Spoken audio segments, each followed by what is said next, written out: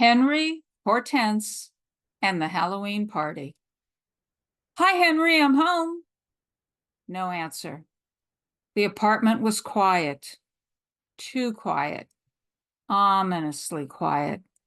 It was clear that Henry was still sulking. It all began a few weeks ago when I had decided to host a Halloween party. Deep in party planning mode, I had already made a list of what to serve. My signature Devil's Brew chili with pictures of Bloody Marys to wash it down, and how to decorate, lots of black candles and illuminated jack-o'-lanterns. And to set the mood, I had decided to rent a few black and white horror movies from the local library. I was online scrolling through the list to find just the right ones when Henry drifted into the living room. That's when it all started. The evil ghost of Dublin Grange, the phantom of the bookshop, the specter in Solway Castle, he said, reading aloud the titles I had checked. Then he looked at me accusingly. I thought we had a deal, Jennifer. I sighed. I had known it would come to this. Ever since I started talking about having a Halloween party, I knew I was treading on thin ice as far as Henry was concerned. He didn't care what I did for Christmas, Valentine's Day, or the 4th of July. But when it came to Halloween, Henry had very firm opinions about what was not appropriate. And they all centered around any depictions of ghosts, spirits, or other forms of apparitions as evil, malevolent, or even slightly malicious, which pretty much ruled out every representation of other world bodies. How would you feel if I had a party and the movies I chose were all about single women who hated their jobs and had no love life and ended up attacking innocent people, he demanded, when I first brought up the subject a few months ago, just after I had moved into the apartment. I had allowed that he might have a point, not that I really thought he had one, and dropped the subject, hoping that by the time October rolled around, he would change his mind. After all, we didn't know each other all that well yet, and I recognized that adjustments would have to be made.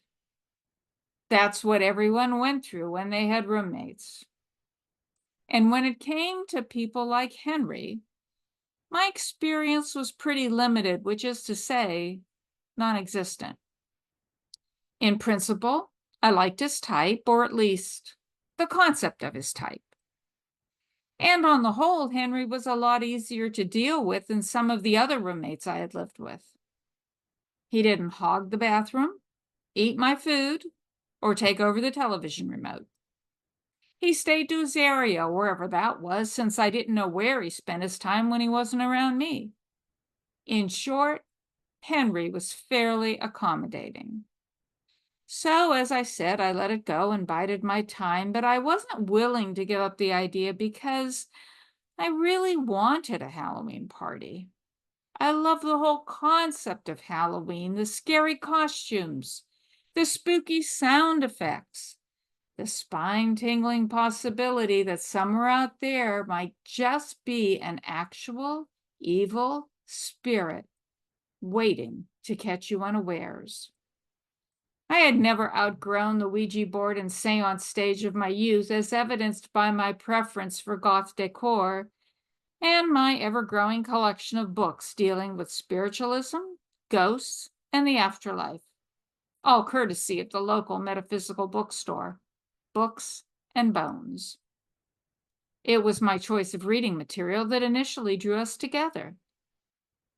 I was in the middle of unpacking my books when Henry first appeared, and after introducing himself with a simple, "Hello, Jennifer, I'm Henry," he came over to inspect my personal library. "I can see that you appreciate the spiritual realm. That's important to me," giving me an approving look. "Well, I like to think that spirits are people too," I said, Not the most original line I could have come up with, but it was the best I could do under the circumstances. After all, I wasn't expecting to find my apartment came with a roommate, especially one like Henry.